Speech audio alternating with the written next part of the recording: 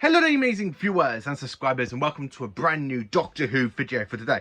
So for this review, it is my review on Doctor Who: The Caves of Androzani.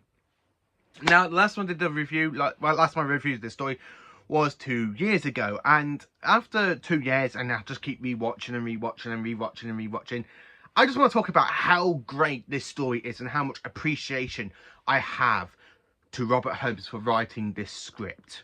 Now, Robert Holmes is one of my favourite Doctor Who script editors in the Tom Baker and Philip Hinchcliffe era, as well as he wrote scripts for basically from the third Doctor onwards. Now, The Caves of Androzani, it is a cracking story. It is my all-time favourite Peter Davison story. It is my all-time favourite Doctor Who story, believe it or not. And as for this video, I am dressed in my Peter Davison outfit from season 21. Because this story is out of season 21. So I'm going to show you what I own of this story and then dive into my review on it. So I'm going to show you one little thing I really love and that I find so cool about it. I actually own the character options Caves of Androzani TARDIS set with the muddy 5th Doctor on the figure. And then, of course, I haven't got the Target book for this, I'm afraid, but bear with me. I do have it here on VHS, as you can see in this lovely... I love the artwork for this, as well as I own it in the original DVD release from 2001. And then, of course, the 2011 special edition release that came in Visitations 1. So, Caves of Androzani, what can I tell you about this story that is epic, it's brilliant, and why I really enjoy it? Well, the Doctor and Perry end up going to the planet Androzani Minor, where basically they're kind of get in this situation in the middle of a drug war. And you have Sirius Jack and his army of androids, you've got General Chagdak, we have Morgus, who's basically on Androzani Minor, who is basically the the president of the club or something, and we have Sirius Jax, and of course we have Stodsy, who is basically one of the drug smugglers, and the drug is actually called spectrotoxemia. Now, the only cure for this drug is actually called bat milk. Yes, it's actually milk from a bat is the only cure from this deadly drug, because it can get into your body, it affects you, it literally can kill a world population in a matter of days. So spectrotoxemia is an absolutely brilliant way to say it. I mean, I just love that word, spectrotoxemia. I really love this one because the Doctor and Perry really arrive on Androzani Manor. And then, of course, they kind of get into the situation, and then all they've got to do for the next 4 parts is try and get out of this situation. I mean, they get kidnapped by the army, they get shot, replaced by androids, by Sirius Jack. Sirius Jack kind of goes all creepy with Perry, and the way you kind of see him literally looking after her, and he's being very, very Phantom of the Opera kind of style. Yeah, I know that what it is. My mum likes the music stuff. I don't. I prefer Doctor Who to anything musical. I really hate all musicals. I really do enjoy this story though. Caves of Androzani, Peter Davison gives his cracking best performance ever. And if I ever get the chance to meet him again, I'd probably get him to sign these 2 DVD copies of The Caves of Androzani, because this is my favourite story. And yeah, I know it's sad for me to own 2 copies of the same story, but I just physically don't care.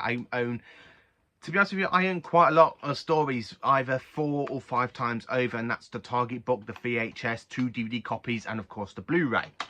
I'm really looking forward to season 21 coming out on Blu-ray when we get around to that, because imagine this story in high definition, because this was filmed in location footage, especially for the scenes where you got Stotsy's men trying to shoot the Doctor, and of course they get caught in the mud bursts.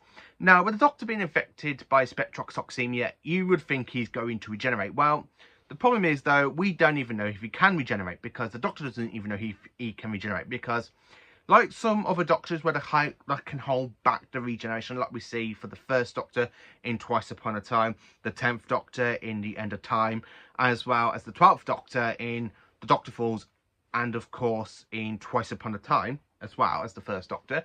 We also see the 5th Doctor basically holding back the regeneration because he's trying to save Perry, he's trying to get her out of the situation. He tries to get back to the TARDIS. He has to go and get the cure for her, which is actually bat's milk. And he goes down to the caves to go and get the bat's milk. And luckily, he gets the bat's milk and basically gives it to Perry. And then she comes around as the 5th Doctor's basically there dying. And Perry's there kind of crying over him. And the Doctor's there going, I might regenerate. I don't know. It feels different this time. And then, of course, we have all the other faces of the past companions. We have the Master screaming, "Die, Doctor! Die!" like that. And then, of course, we have Colin Baker appearing at the end of the story. And Perry goes, "Doctor?" He's like, "You're expecting someone else?" That's 3 eyes and 1 breath. Either to stick with you, young lady. And then she asks him, like, what happened? He goes, "Change, my dear. And it seems not a moment too soon." I just really love that cliffhanger. I really wish they would have ended the season with this story instead of ending it with the twin dilemma. I really do enjoy The Case of Androzani. It is a cracking masterpiece of a story. It's whopping. It's 10 out of 10. So that's a bit of the plot. And I want to tell you why you should really give the opportunity to give this story such a cracking chance. Well, even though this story came out in 1984, basically between the 8th and the 16th of March, I have to admit, I really do enjoy this story. It's brilliant. It's fantastic. And oh my God, this story will be 40 years old next year. When we get to the 16th of March next year in 2024, it'd be 40 years since Peter Davison basically regenerated into Colin Baker. I really do enjoy this season. Well, the whole season, season 21 is my favourite season of Peter Davison, but this story, it is just brilliant. It's cracking. It's got some cracking stuff in it. I do highly recommend it. If I was going to say how I rate this story, it's definitely a 10 out of 10. Do I think this is basically overrated? Well, no. I actually think it's underrated, to be honest with you, because I know some people don't like this story. I've got a few friends that don't like the story, and I'm like thinking, how can you not like Peter Davison's best story? This is the Doctor. I wish we had more of this version of the 5th Doctor than we do from season 19 and season 20. I really do like the darker aspects of the 5th Doctor that we see from Resurrection of the Daleks, the Planet of Fire, basically when he lets the Master basically burn to death, and of course The Case of Androzani. But then again, though, we did have some good stories like the 5 Doctors and Earthshock, The Visitation, Castrovalva for the seasons 19 and 20. Yes, so yeah, Case of Androzani, for me, it is brilliant, and I hope you enjoyed this review. Let me know in the comments. Please do like, subscribe, share, and join for more awesome Doctor Who content. And have a cracking day, you amazing viewers and subscribers. Thank you for being number 1. Good luck to you all.